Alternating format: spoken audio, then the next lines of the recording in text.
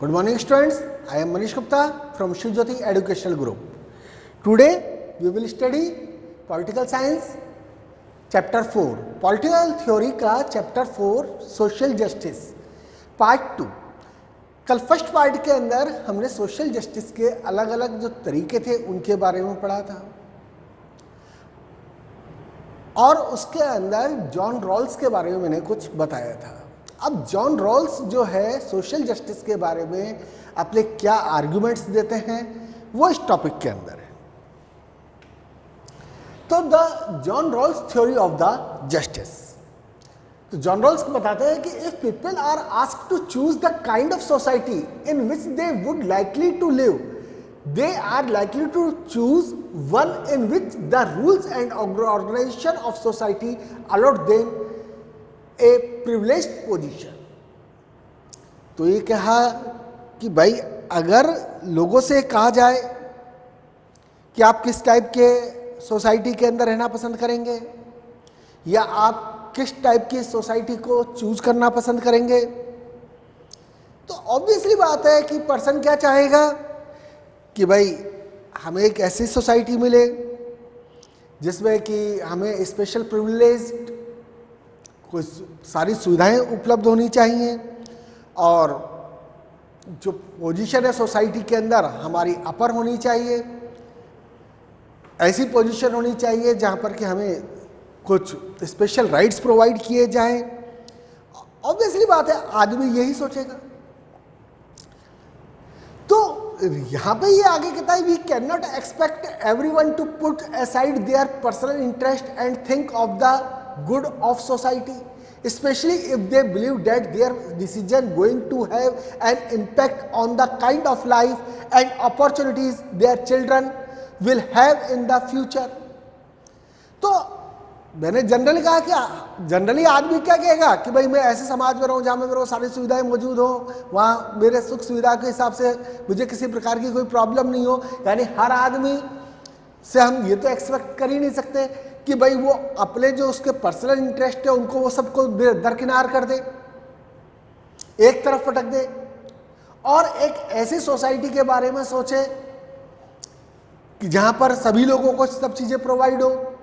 Specially कब आदमी ऐसा नहीं करेगा, जब उसको ये विश्वास हो कि उसका ये डिसीजन जो वो लेने जा रहा है वो फ्यूचर में उसके बच्चों को प्रभावित करेगा, कि भाई going to have an impact on kinds of life and opportunity their children will have in the future। यानी जो वो काम कर रहा है, जो डिसीजन लेके जा रहा है, अगर वो डिसीजन फ्यूचर के अंदर उसके बच्चों को इम्पैक्ट करेगा तो वो ऐसे किसी भी प्रिंसिपल को सपोर्ट नहीं करेगा वो पर्सन। तो यहां पे कह रहा है कि so how do we reach a decision that would be both fair and just. तो आखिर में फिर हम ऐसे डिसीजन के ऊपर, ऐसे निर्णयों के ऊपर कैसे पहुंचेंगे जो समाज के लिए एक न्याय संगत हो और एक ऐसे नियम कायदे जो सबके लिए बिल्कुल फेयर हो, ऐसे जब तक हम कैसे पहुंचेंगे।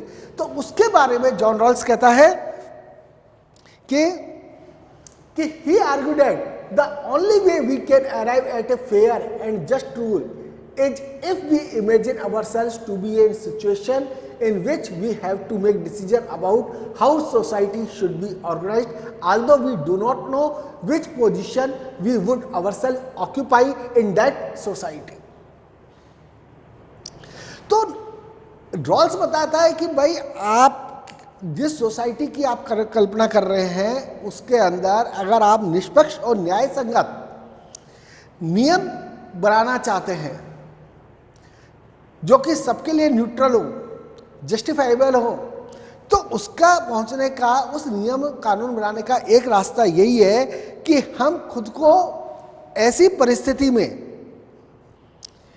होने की कल्पना करें। यानी इमेजिनेशन है आपकी कि जहां पर आपको ऐसा निर्णय लेना हो कि भाई ऐसे समाज के बारे में निर्णय लेना हो कि वो समाज को कैसे संगठित किया जाए, जबकि आपको ये पता नहीं है कि समाज में आपकी पोजीशन क्या होगी। यानी सोचना है कि हम कौन हैं कौन नहीं है उसके बारे में इट डजंट मैटर, सोचना नहीं है। आपको एक जनरल उसके अंदर सोचना है कि आपको एक ऐसे समाज की कल्पना करनी है जो कि निष्पक्ष और न्याय संगत हो, तो उसके अंदर आपको ये सोचना पड़ेगा, निर्णय लेना है कि समाज एक ऐसी परिस्थिति कल्पना है जहाँ हमें निर्णय लेना है कि समाज को कैसे संगठित किया जाए। और आपको कल्पना क्या करनी है कि आपको ये पता नहीं है कि आपकी सोसाइटी के अंदर पोजीशन क्या होगी, कि that is we do not know what kind of family we would be born, कि हम किस फैमिली के अंदर बॉर्न होंगे। क्या आप राजा महाराजा के घर में पैदा होंगे, जमींदारों के घर में पैदा होंगे, या फिर एक गरीब आदमी के घर में पैदा होंगे? आपको कुछ के बारे में कुछ पता नहीं है। तो whether we would be born in upper caste और लोअर कास्ट फैमिली, आपका एक अपर कास्ट फैमिली के अंदर बर्थ होगा या लोअर कास्ट फैमिली के अंदर बर्थ होगा, जहाँ पर कि अपर कास्ट के अंदर है यानी आपको स्पेशल जो प्रिविलेज मिले हुए हैं, लोअर कास्ट के अंदर है आपको अपॉर्चुनिटीज़ नहीं मिली हुई हैं, उसके बारे में आप कुछ भी नहीं जानते। यानी आपका बर्थ क्या होगा, आपकी सोसाइटी के अंदर पोजीशन क्या होगी, आप कोई राजकुमार होंगे या एक ऑर्डिनरी पर्सन होंगे, या आपका बर्थ अपर कास्ट में होगा या लोअर कास्ट में होगा, आप रिच होंगे या पुअर होंगे। तो ऐसे स्थिति की जब आप कल्पना करेंगे तो आप एक सोसाइटी के बारे में सोचेंगे कि भाई आप ऐसे बारे में सोचेंगे कि आखिर में कैसी सोसाइटी के लिए हम, जिस सोसाइटी के अंदर हम रहेंगे उसके अंदर हमारी पोजीशन के हमारे बारे में पता नहीं होगा, तो हमें उससे रिलेटेड रूल्स रेगुलेशन बनाने होंगे। तो Rawls argue that if we do not know in this sense, यानी हमें पता नहीं है कि हम कौन हैं कौन नहीं है, हु विल बी, कि हम कौन होंगे, and what option would be available to us in the future society, और भविष्य के अंदर जिस समाज के अंदर हमारा बर्थ होगा उसके अंदर हमारे लिए क्या अवसर उपलब्ध होंगे, क्या ऑप्शन हमारे लिए अवेलेबल होंगे, उसके बारे में हमें कुछ पता नहीं है। तो we will be likely to support a decision about the rules and organisation of that future society which would be fair for all the members. तो उस कंडीशन के अंदर हमारे लिए भाई क्या अवसर प्रदान होंगे उसके बारे में हम जानते नहीं है, तो क्या होगा कि हमारे लिए क्या बेनिफिशियल रहेगा, क्या हमारे लिए नुकसानप्रद रहेगा।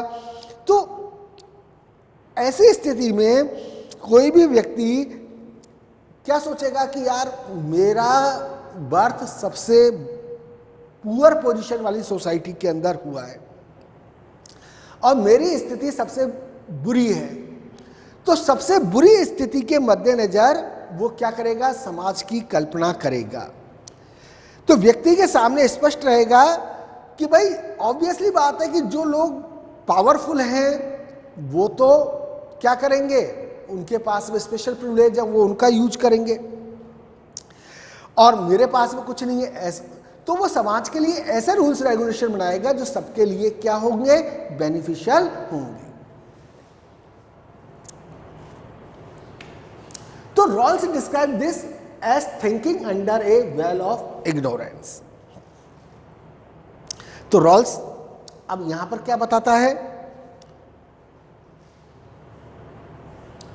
कि describe this as thinking under a veil of ignorance, यानी ये भी आपको एक परिकल्पना करनी है, इमेजिन करना है, वेल ऑफ इग्नोरेंस यानी अज्ञानता का आवरण आपको ओढ़ लेना है, जिसके बारे में आप ये आशा करते हैं कि he expect that in such a situation of complete ignorance about our possible position and status in society, यानी आप ये सोचते हैं कि ऐसी सिचुएशन में जब आपने कंप्लीटली इग्नोरेंस मान रखा है, अपने आप को इग्नोर कर रखा है, तो उस यथासंभव स्थिति की कल्पना करेंगे सोसाइटी में, each person would decide in the way they generally do, that is the in terms of their on interest, यानी आप हर पर्सन क्या चाहेगा, एक मानव प्रकृति है कि वो अपने इंटरेस्ट को प्रोटेक्ट करना चाहेगा। तो but since no one knows who he would be, लेकिन जब किसी को पता नहीं है कि वो पर्सन क्या होगा, what is going to be benefit to him, उसके लिए क्या बेनिफिशियल रहेगा, each will be emphasises the future society from the point of view of the worst of, तो हर पर्सन समाज में सबसे बुरी स्थिति के मद्देनजर अपने समाज की परिकल्पना करेगा। तो it will be clear to a person who can reason and think for himself. तो यहाँ पर ये स्पष्ट है क्या चीज स्पष्ट है कि जन्म से सुविधा संपन्न जो व्यक्ति हैं वो जो अपॉर्चुनिटीज उसको मिल रही हैं उसका वो ज्यादा उपभोग करेंगे। अब आगे ही कहता है कि but what if they have the misfortune of being born in a disadvantages section of society where few opportunities would be available to them. लेकिन मान लो सपोज करो आपका बर्थ एक ऐसी सोसाइटी के अंदर हो गया जो कि डिप्राइव्ड है, पुअर है, जहां पर आपको आगे बढ़ने के जो अपॉर्चुनिटीज मिलनी चाहिए, अवेलेबल होनी चाहिए, वो बहुत कम है। तो भाई तब क्या होगा? तो यहां पर कह रहा है कि hence it would make sense for each person acting in his और her own interest to try to think of rules of organization that will ensure reasonable opportunities to the weaker section। तो उस समय पर जब आपने सोचा है अपने आप को कि यार मेरा बर्थ है जो क्या बोलते हैं एक पुअर फैमिली के अंदर हुआ है, एक ऐसी सोसाइटी के अंदर हुआ है जहां पर कि ये जो अपॉर्चुनिटीज अवेलेबल होनी चाहिए वो अवेलेबल नहीं हो पा रही हैं, तो आप उस समय पर क्या करेंगे? आप अपने इंटरेस्ट को ध्यान में रख करके फैसला लेंगे। यानी क्या इंटरेस्ट को ध्यान में रख करके फैसला लेंगे? कि संगठन के यानी सोसाइटी के ऐसे नियमों के बारे में सोचेंगे जो वीकर सेक्शन है सोसाइटी का उसको भी आगे बढ़ने के पूर्ण रूप से अवसर प्रोवाइड किए जाए। अब आगे कह रहा है it is of course not easy to erase our identities and to imagine our self under a veil of ignorance. तो यहां पर ये कहता है कि वास्तव में कोई आसान काम नहीं है कि आप अपनी आइडेंटिटी को छुपा लें, अपनी पहचान को छुपा लें। आप ये कोई आसान काम नहीं है। एंड और आप एक ऐसी स्थिति की कल्पना करें वेल ऑफ इग्नोरेंस, यानी एक अज्ञानता का आवरण आपने ओढ़ रखा है, आप कौन हैं कौन नहीं है इसके बारे में आपने सोचना बंद कर दिया और आप एक वेल ऑफ इग्नोरेंस के बेस के ऊपर आगे बढ़ रहे हैं। But then it is equally difficult for most people to be self sacrificing and share their good fortune with strangers. लेकिन यह भी उतना ही कठिन है कि अधिकतर लोग जो है उनको फिर क्या करना पड़ेगा? सेल्फ सैक्रिफाइस, यानी अपने गुड फॉर्च्यून को किसके साथ में ऐड करना पड़ेगा? जो लोग जिनका कि मिस फॉर्च्यून है उनके साथ में, यानी अपने गुड फॉर्च्यून को वो मिस फॉर्च्यून वालों के साथ में शेयर करें। ये भी सोचना बहुत मुश्किल है कि वो अपने अच्छे भाग्य से या उनके पास में जो सुविधाएं उनको मिल रही हैं और जिनको सुविधाएं नहीं मिल रही हैं उनके साथ में अपनी सुविधा को शेयर करें। सपोज कीजिए किसी के पास में बहुत सारा पैसा है तो वो जो गरीब आदमी है उसकी एक लिमिट तक तो मदद करे, वहां तक तो ठीक है, लेकिन वो अपना सारा पैसा ही अगर उनके बीच में लुटा दे ये तो पॉसिबल नहीं है उस व्यक्ति के लिए। तो the merit of the veil of ignorance position is that it expects people to just be their usual rational slaves. तो यहां पर ये कह रहा है कि अज्ञानता के आवरण वाली स्थिति की विशेषता क्या है? उसमें लोगों से समान रूप से विवेकशील बने रहने की उम्मीद बनी रहती है कि यानी आप अपने पेशेंस के बेस के ऊपर सोचें। They are expected to think for themselves and choose what they regulated to be in their interest. यानी आप अपने लिए सोचने और अपने हित के बारे में जो सोचें वो तो सही है, लेकिन अपनी सोसाइटी के बारे में भी आपके जो इंटरेस्ट है उनको चुनने की आपसे अपेक्षा रहती है। तो wearing the imagine veil of ignorance is the first step in arriving at a system of fair laws and policy. यानी हम सोसाइटी के अंदर अगर फेयर रूल्स रेगुलेशन लागू करना चाहते हैं, एक ऐसी पॉलिसीज बनाना चाहते हैं कि भाई जो सबके लिए अच्छी हो, तो उसके लिए सबसे पहला स्टेप क्या है कि आपको वेल ऑफ इग्नोरेंस, अज्ञानता का आवरण ओढ़ना पड़ेगा। तो इसमें ये कहता है कि it will B evident that rational person will not only see things from the perspective of the worst of. इसके अंदर वो क्या कह रहा है कि जो विवेकशील मनुष्य है वो केवल सबसे बुरे संदर्भ के मद्देनजर चीजों को देखेंगे कि भाई मेरा बर्थ है जो सबसे बुरी कंडीशन में हुआ है, तो they will also try to ensure that the policies they frame benefit the society as a whole. तो उस पोजीशन में वो ऐसी पॉलिसीज बनाने की कोशिश करेंगे जो कि पूरे समाज के लिए, पूरी सोसाइटी के लिए बेनिफिशियल हो। तो both things have to go hand in hand, तो ये दोनों चीजें साथ साथ चलती हैं। Since no one knows what position they will occupy in the future society, क्योंकि कोई भी नहीं जानता कि फ्यूचर के अंदर आप कौन होंगे। Each will seek rules that protect them in case they happen to be born among the worst of। तो हर एक पर्सन अपने ऐसे नियम कायदे चाहेगा कि भाई सोसाइटी में अगर उसका बर्थ सबसे वर्स्ट कंडीशन में हुआ है तो भी उसको प्रोटेक्ट किया जा सके। तो Rawls therefore argue that rational thinking not morality could lead us to be fair and जज impartially regarding how to distribute the benefits and burden of a society. तो रॉल्स बताते हैं कि भाई मॉरलिटी नहीं, नैतिकता नहीं, बल्कि विवेकशील चिंतन हमें समाज में जो बेनिफिट्स हैं और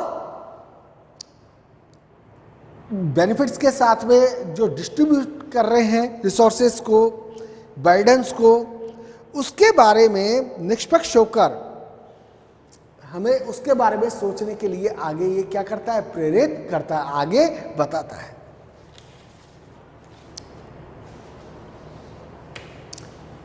अब आता है हमारा परस्यूइंग सोशल जस्टिस, यानी सामाजिक न्याय का अनुसरण, यानी सोसाइटी के अंदर सबको सोशल जस्टिस प्रोवाइड हो।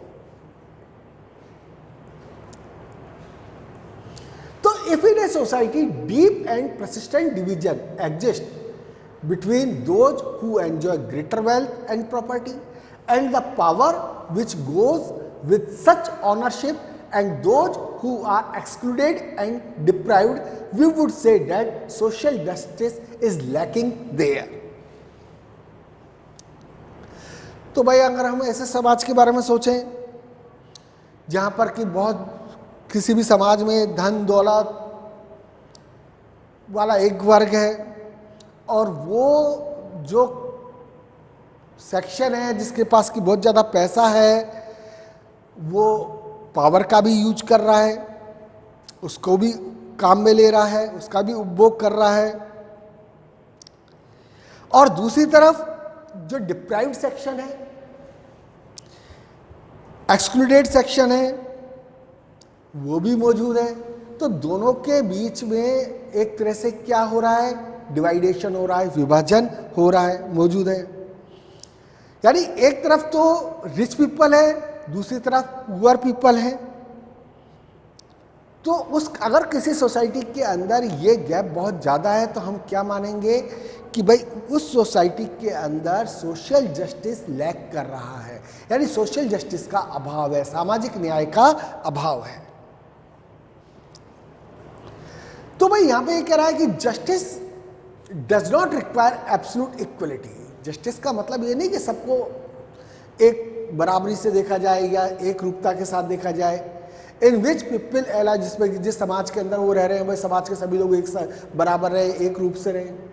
But a society would be considered unjust if the differences between rich and poor are so great that they seem to be living in different worlds all together.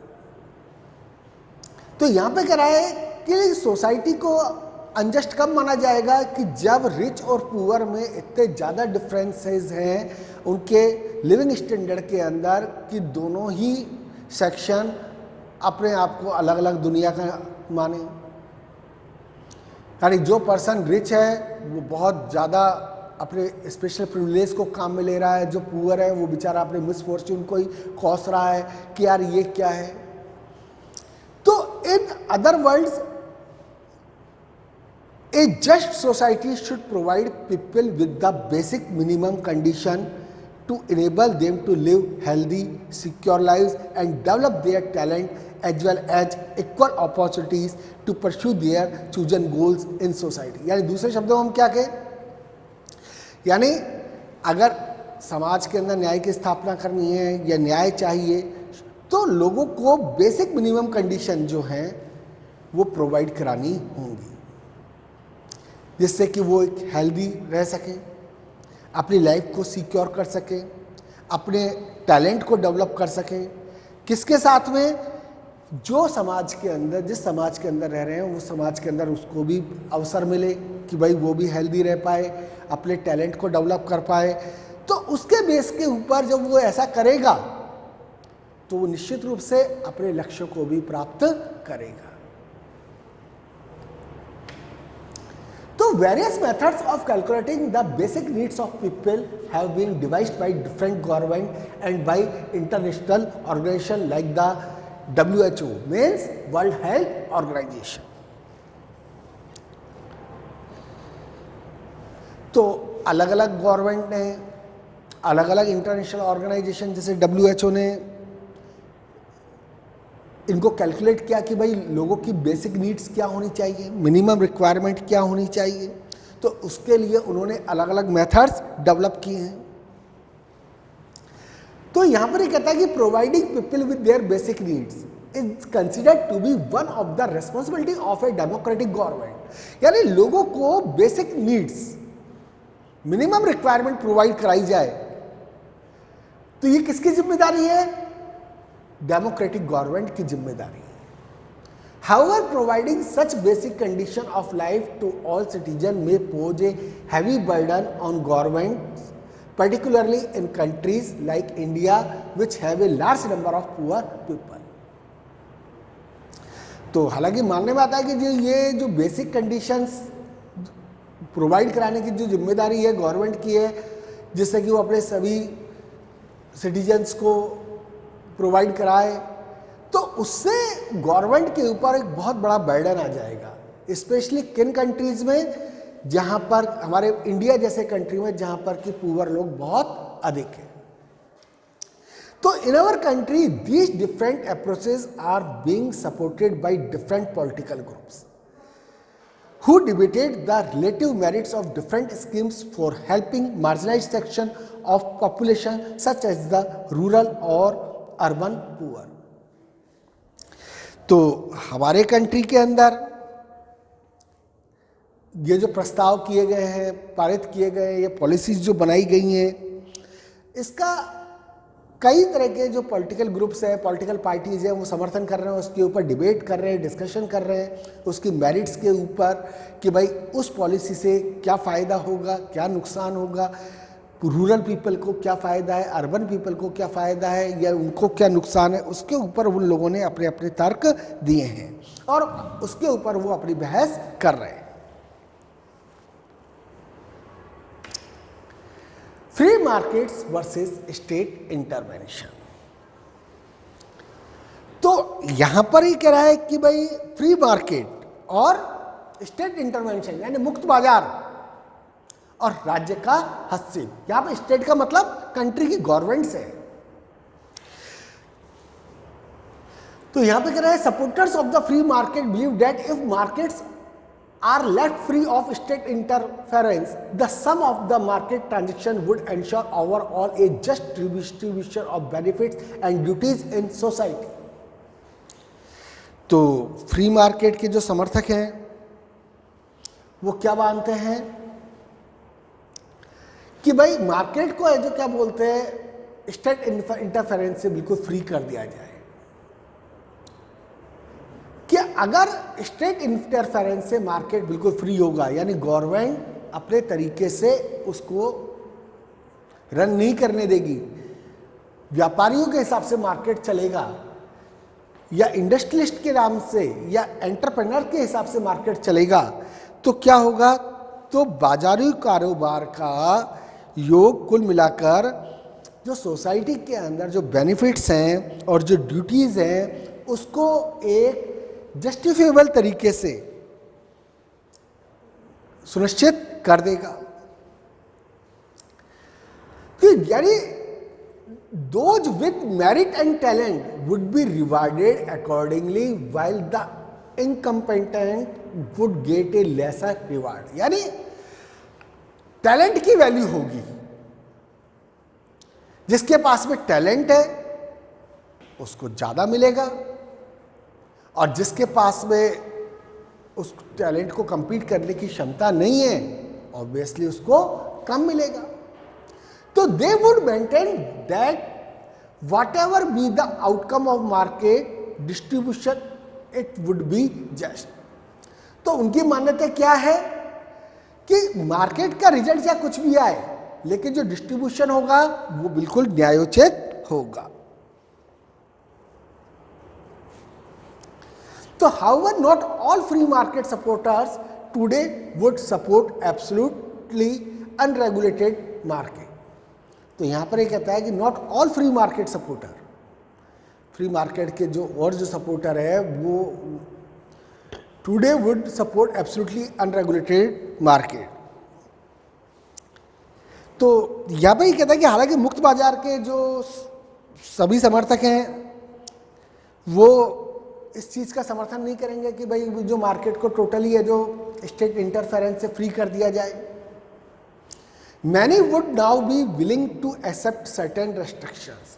उनमें से कुछ लोग ऐसे होंगे जो चाहेंगे कि भाई इसके अंदर स्टेट का इंटरफेरेंस होना चाहिए, कुछ प्रतिबंध होने चाहिए। जैसे कि इसलिए एग्जांपल दिया कि states could step in to ensure a basic minimum standard of living to all people so that they are able to compete on equal terms। यानी राज्य की जिम्मेदारी है कि वो ऐसे स्टेप्स उठाए कि लोगों को बेसिक मिनिमम स्टैंडर्ड जो लिविंग की वो प्रोवाइड हो, जिससे कि वो भी एक इक्वल टर्म्स के अंदर उसको कंपीट कर पाए।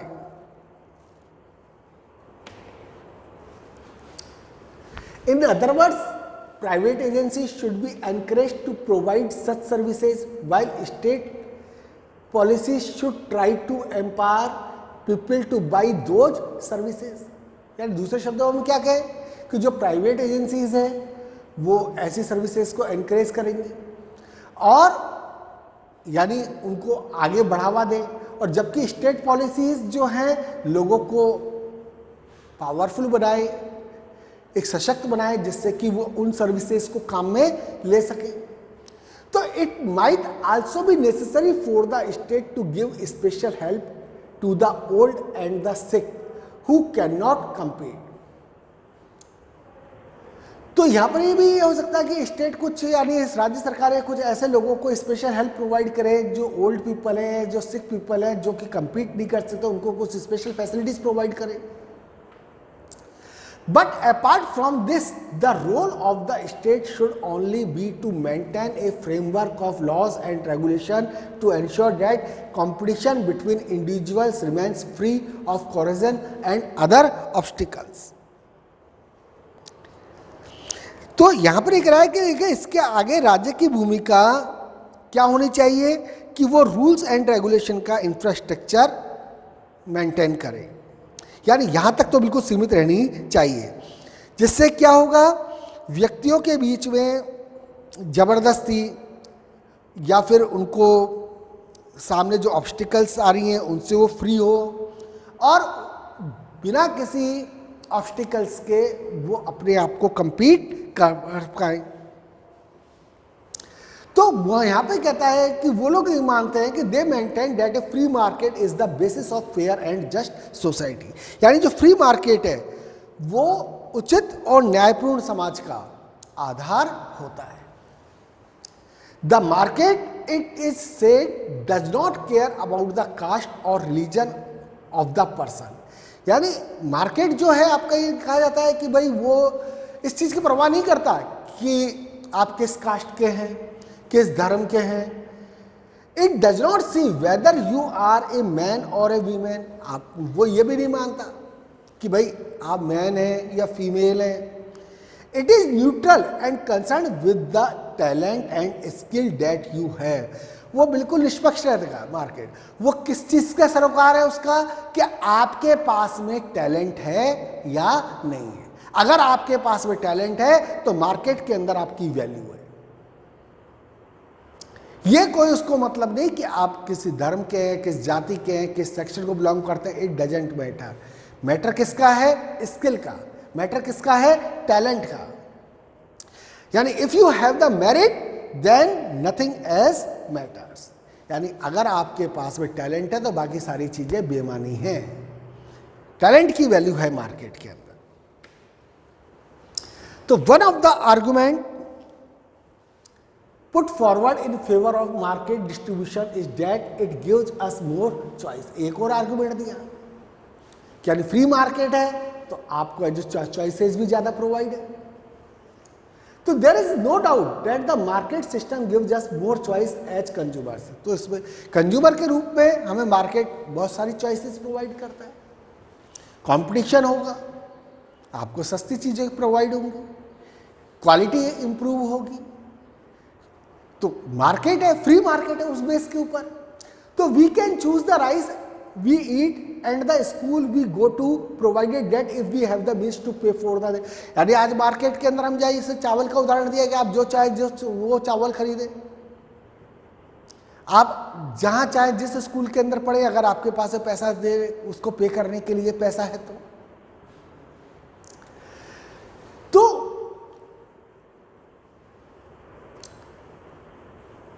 but regarding basic goods and services, what is important is the availability of good quality goods and services at a cost people can afford।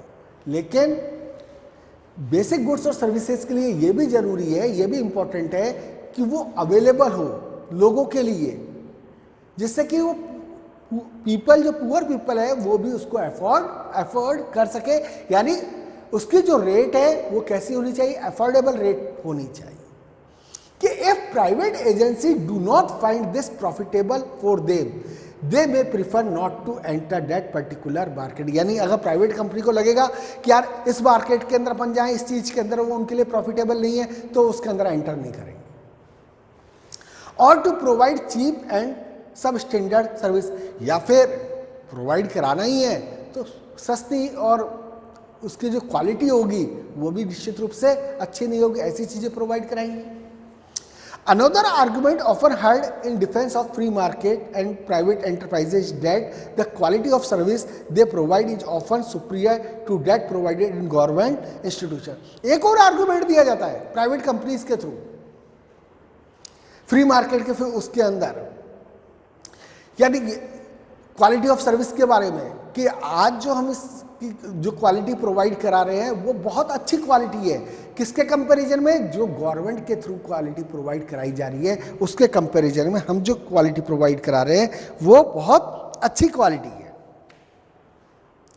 But the cost of services may put them out of the reach of the poor. लेकिन सारी चीज किसके ऊपर आ जाती है, cost के ऊपर आती है। तो ये कॉस्ट, इस टाइप की जो सर्विसेज की जो कॉस्ट है वो पुअर पीपल की पहुंच के बाहर होगी। Private business tend to go where business would be most profitable and hence free market eventually tend to work in the interest of the strong, the wealthy and the powerful. जो यानी जो private business है वो किसके favour में जाएंगे, कहाँ देखेंगे, जहाँ पे उनको ज़्यादा से ज़्यादा बेनिफिट होगा। तो इस तरह से जो फ्री मार्केट है वो किनके इंटरेस्ट को फेवर करेगा, जो वेल्दी पीपल है, जो पावरफुल पीपल है, उनके इंटरेस्ट को फेवर करेगा। The result may be to deny rather than extend opportunities for those who are relatively weak and disadvantages. तो इसका परिणाम अपेक्षाकृत कमजोर और सुविधाहीन लोगों के लिए अवसरों का विस्तार करने के बजाय क्या होगा कि वो उनके अपॉर्चुनिटीज को डिनाई करेगा। Arguments can be put forward on both sides of the debate, but free market often exhibit a tendency to work in favor of the already privileged। तो इसके बारे में अलग अलग आर्गुमेंट हो सकते हैं दोनों पक्षों के लेकर के, लेकिन जो फ्री मार्केट है वो कहाँ पे कौन सी टेंडेंसी एग्जिबिट करेगा? To work in favour of their already privilege, यानी जो सुविधा संपन्न लोग हैं उनके लिए उनके इंटरेस्ट के अंदर कानून बनेंगे। This is why many argue that to ensure social justice the state should step in to see that basic facilities are made available to all the members of the society। इसलिए ये state की जिम्मेदारी है कि वो ऐसी policies programme बनाए जिससे कि हर व्यक्ति को बेसिक नेसेसिटीज की चीजें एक चीप और अफोर्डेबल रेट के ऊपर प्रोवाइड हो। तो in a democratic society disagreement about issue of distribution and justice are inevitable and even healthy। तो यार डेमोक्रेटिक सोसाइटी के अंदर अब सबके अपने अपने तर्क होते हैं, तो उनके बीच के अंदर इश्यूज के ऊपर डिसएग्रीमेंट हो सकते हैं, और वो जरूरी है कि हेल्दी जस्टिस के लिए, because they force us to examine different point of view and rationally defend to our own views. क्योंकि वो लोग अलग अलग तरीके से अपने अपने पॉइंट ऑफ व्यू के हिसाब से उसको एग्जामिन करते हैं और उसको डिफेंड करते हैं। तो politics is about the negotiation of such disagreement through debate. तो यही राजनीति है, यानी अलग अलग जो आपके व्यूज है उनके बीच में जो डिफरेंसेस है उनके ऊपर डिबेट और डिस्कशन किया जाए, नेगोशिएशन किया जाए। उसी चीज को क्या नाम दिया गया है? राजनीति का नाम दिया गया है, पॉलिटिक्स का नाम दिया गया है। In our own country many kinds of social and economic inequalities, आज हमारे कंट्री के अंदर बहुत तरह की सोशल इनइक्वलिटीज मौजूद है, इकोनॉमिक इनइक्वलिटीज मौजूद है, and much remains to be done if they are to be reduce. और हमें बहुत कुछ करना है अगर हम इन इनइक्वलिटीज को कम करना चाहते हैं। सो थैंक यू स्टूडेंट्स, ये हमारा चैप्टर कंप्लीट हुआ। आई होप कि आपको समझ में आया होगा। Thank you.